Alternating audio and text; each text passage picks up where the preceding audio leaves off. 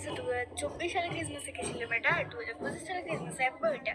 এটার জন্য আমি এই কালারটা ব্যবহার করে নিচ্ছি। তো এই কালারটা আমি একটু জল মিশিয়ে ব্যবহার করে নেবো ঠিক এভাবে। তো এখানে আমি রেড কালার ব্যবহার করছি। রেড কালারটা ঠিক আমি এইভাবে ব্যবহার করে নেব। এখানে আমি মধ্যখানে একটু জল মিশিয়ে ব্যবহার করছি। তো এই জায়গায় আমার একটু কালার বেরিয়ে গেছিলো বলে আমি এখানে একটু হোয়াইট ব্যবহার করে দিয়েছি। তো এই জায়গায় আমি আবারও এই কালারটাই ব্যবহার করছি, ঠিক এইভাবে ব্যবহার করে নেবো আমি এই কালারটা। তো আমি এই কালারটা ব্যবহার করা হয়ে গেছে। এবারে আমি এই জায়গায় রেড ব্যবহার করব। তো মধ্যখানটা ছেড়ে আমি রেডটা ব্যবহার করে নেব। তো আমার ঠিক এইটা আমার রেড ব্যবহার করা হয়ে গেছে।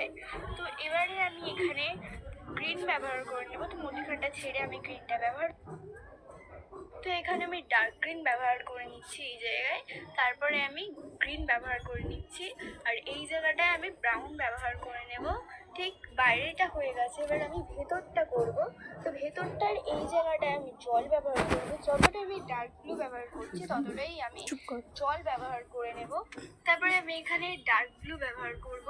ডার্ক ব্লু ব্যবহার করার সময় খেয়াল রাখতে হবে যেন কালারটা বাইরে না বেরিয়ে যায়। আমার একটু বেরিয়ে গেছিলো, আমি এটা বাইরে দিয়ে ঠিক করে নিয়েছি।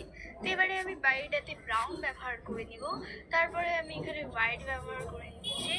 তো এবারে আমি গাছটাতে ডার্ক গ্রিন তারপরে লাইট গ্রিন ব্যবহার করছি। তারপরে আমি এই জায়গাটায় হোয়াইট ইউজ করব।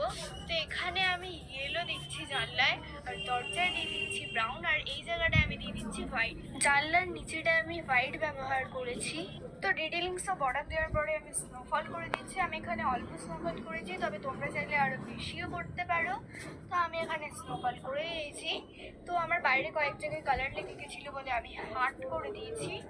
তো তোমরা অবশ্যই জানিও 2024-এর ক্রিসমাসে আঁকাটা ভালো হয়েছে নাকি 2025-এ।